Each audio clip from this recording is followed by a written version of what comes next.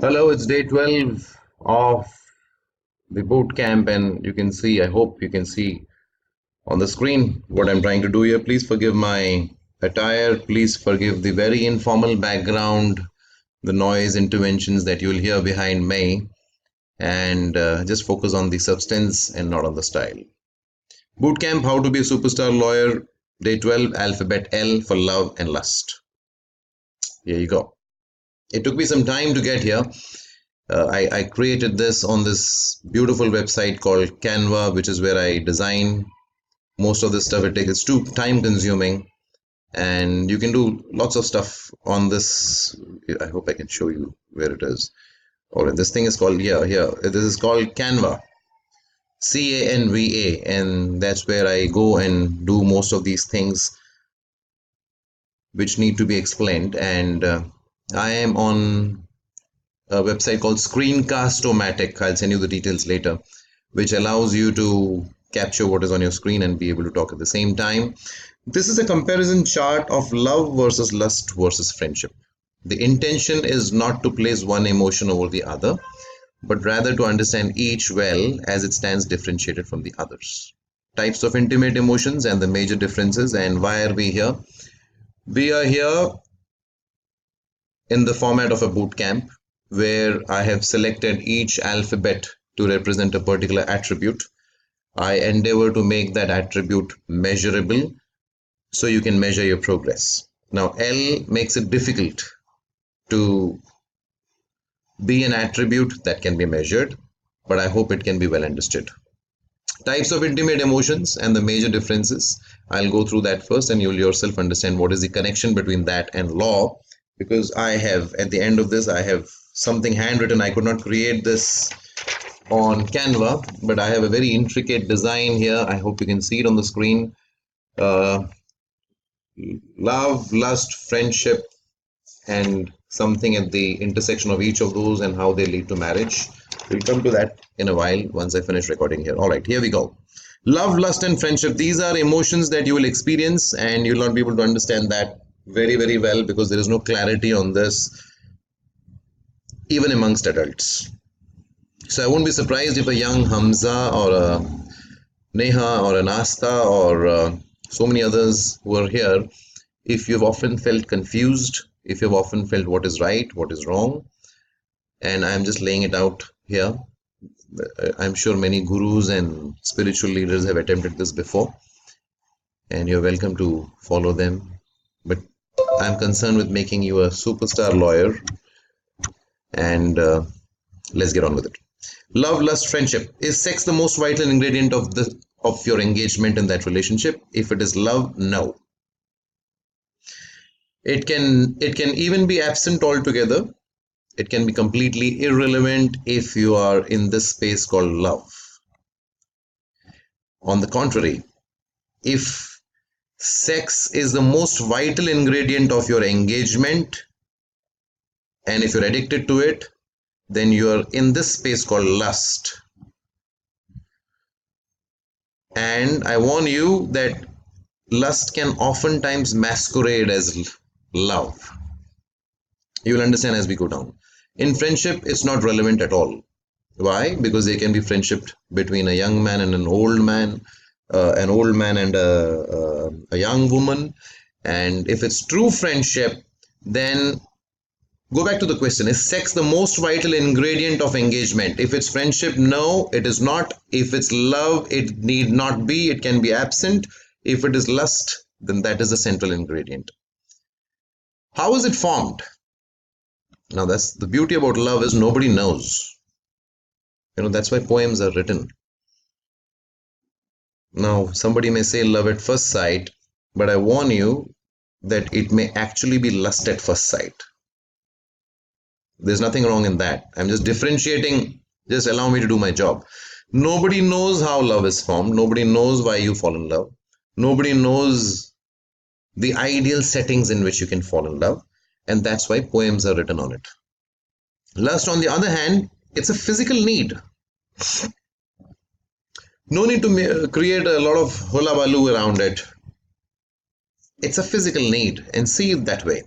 Like hunger, like thirst, like sleep, the body needs it, and there's nothing wrong if the body needs it. There is everything wrong if you believe that lust is love, or if you mistake one for the other, then you're in trouble.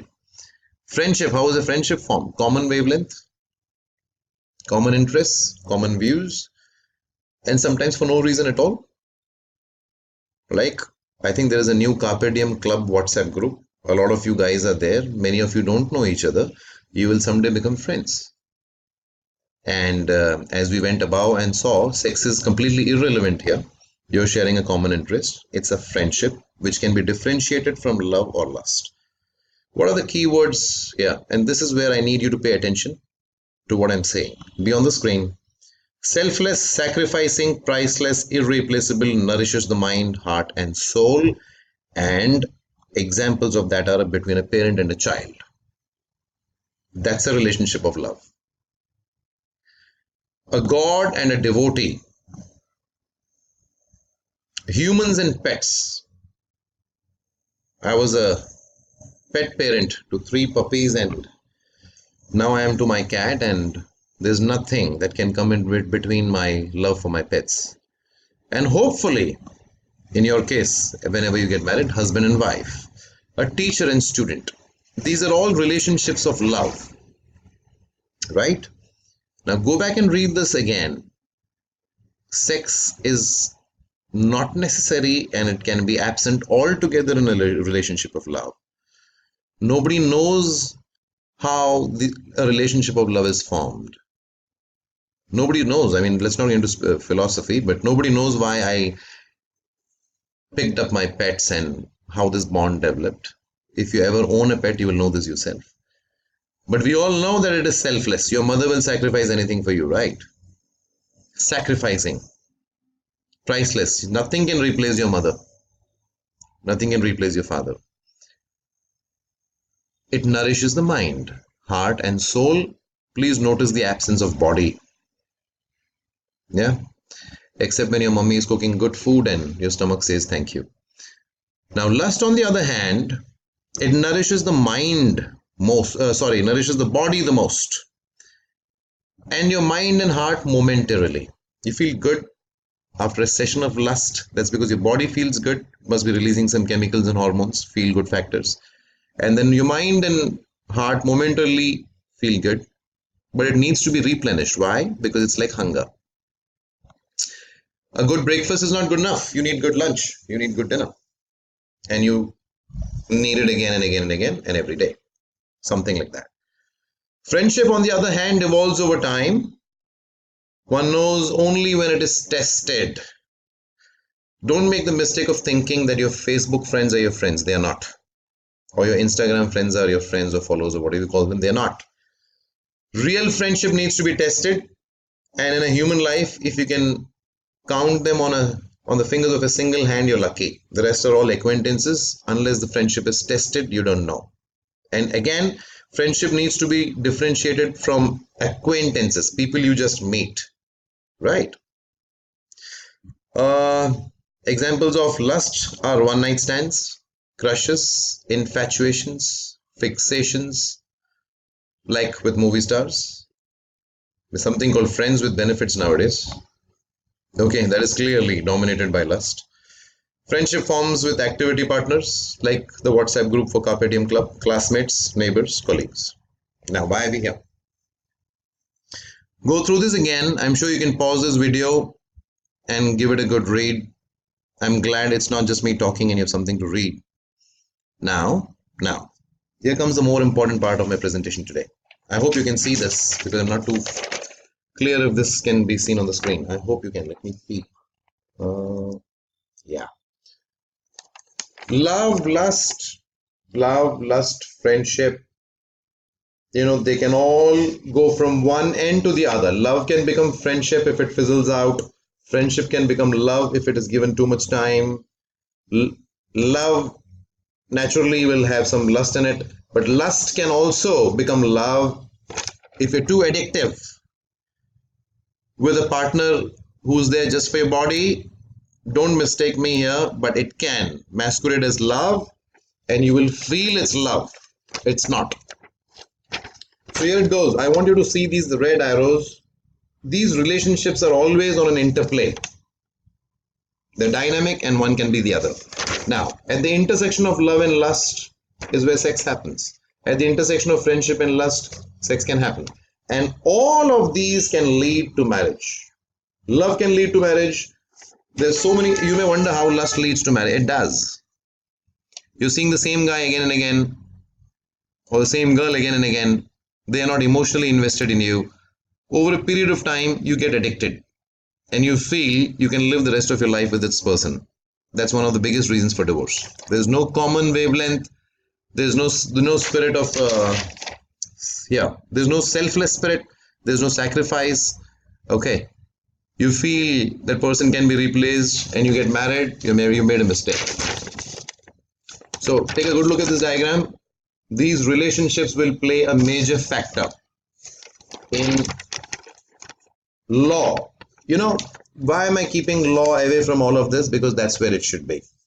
Your love life, your lust life, your friendship, your marriage should not affect your profession of law. That's the point I'm trying to make. In cases of youngsters, it affects everything. It affects your very life, leave alone the profession of law. So I have left a lot for you to read, and these are heavyweight subjects.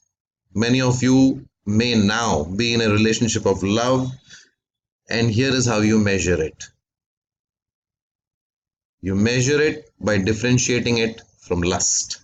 Are you together for physical needs, or is this person willing to sacrifice everything for you, and you willing to sacrifice everything for that person?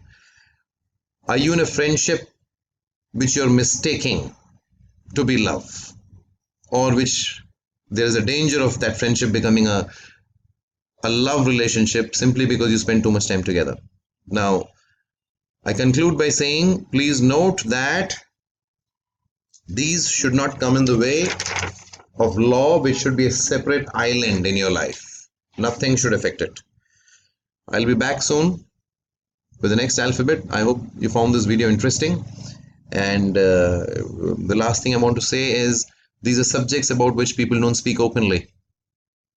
These are subjects which are taboo, which are a no-go area, and I wish that changes, especially in the Indian society, where people bring this subject up, especially parents and teachers, and they help youngsters who are confused to understand the difference between love, lust, and friendship, and to further differentiate the sanctity of marriage from lust and friendship, and to further differentiate your career as a lawyer from all of the above.